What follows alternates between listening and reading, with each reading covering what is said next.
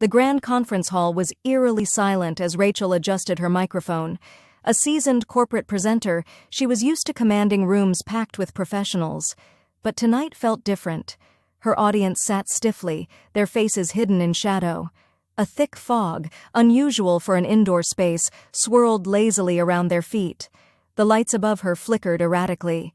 She glanced toward the AV technician in the back, but his station was empty. Odd. She'd seen him there just a moment ago.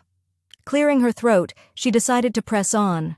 The presentation slides projected on the massive screen behind her showed the first image, a team photograph of the company she was representing. Except it wasn't her company. The faces were unfamiliar, the clothing outdated, and the sepia-toned photo gave it the appearance of being decades old. She flipped to the next slide, heart pounding.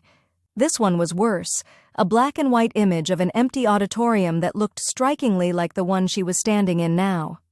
"Is this some kind of prank?" she asked aloud, trying to mask her unease with humor. No one laughed. In fact, no one moved at all. She stepped forward, squinting to make out the faces of her audience. They were too still. Their shapes were human, but their shadows didn't bend as they should. The fog seemed to cling to them, making it hard to tell where the darkness ended and the figures began. Her hands trembled as she advanced the slides again. Each new image was worse than the last, a projection of her standing on stage, taken from an angle that suggested someone was photographing her from just outside her field of vision. Then another, closer.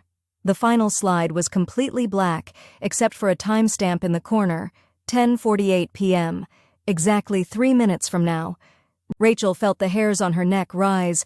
She reached for her phone but found her pocket empty. Panic set in. The clock on the wall ticked louder than it should have, each second hammering in her ears. She decided to call out for help, but her voice caught in her throat. The figures in the audience began to shift. It was subtle at first, like a ripple passing through the fog. Then, one by one, they stood. Their faces became visible in the dim light. They were hollow, gaping voids where eyes should be, mouths fixed in silent, distorted screams.